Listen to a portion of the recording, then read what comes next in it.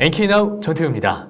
김여정 노동당 중앙위원회 제1부부장이 당 핵심 기구인 정치국위원회에 오른 것으로 전해졌습니다. 지난 4월 11일 당 정치국 회의를 통해 1년 만에 후보위원으로 복귀한 지 불과 3개월도 채 되지 않아 정치국 위원 자리에 오른 건데요. 북한에서 여성이 정치국 위원회에 오른 것은 김정일의 여동생 김경희 이후 처음 있는 일입니다.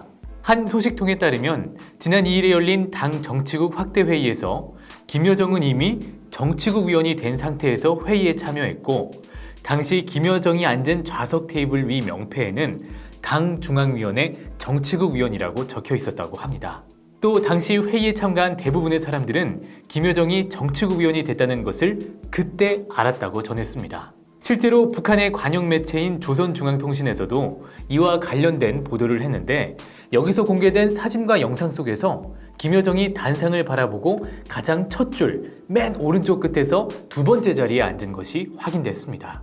앞자리에 앉았다는 것은 명실상부한 권력의 실세로 완전히 자리를 잡았다는 의미인데요. 소식통은 김여정의 정치국 위원 발탁과 관련해 간부층에게 대적 분위기를 고조시켜 적들을 호되게 때리고, 그러니까 한국의 간담을 서늘하게 한 것을 후보위원회에서 위원으로 보선된 것이라는 소문과 평가가 있었다고 합니다. 자칭 백두혈통이라는 김여정의 상징성에 정치적인 위상까지 강화되면서 북한의 이인자 지위를 굳히고 있는 모양새입니다.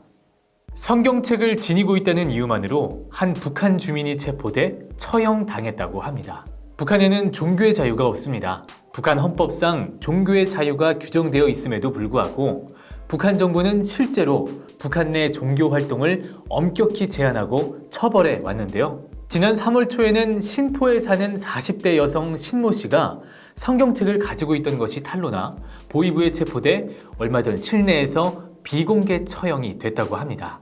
신 씨는 국경 지역인 양강도 해산 등으로 장사를 다니면서 올해 1월 우연히 성경책을 접하게 됐고, 이를 공업품 짐 속에 넣어 자신이 사는 신포 집으로 가져왔습니다. 그러던 중 신 씨의 친한 친구가 돈을 꺼달라고 찾아왔는데 형편이 안 돼 미안하다며 거절했다고 하는데요. 대신 신 씨는 미역이나 가져다 먹으라고 친구를 혼자 창고에 들여보내는데, 그가 지함 속에 있는 성경책을 발견하고 보위부에 신고를 해 신 씨가 체포됐다고 합니다. 그런데 주민들은 불법으로 성경책을 가져온 신 씨 대신 이 돈을 빌려주지 않자 원망을 품고 보위부에 신고한 친구를 비난했다는 후문인데요. 성경책을 소지하는 것만으로도 주민을 처형하는 북한. 북한 내 종교의 자유는커녕 기독교 탄압이 계속되고 있습니다. 지금까지 NK나우였습니다. 시청해주신 여러분 감사합니다.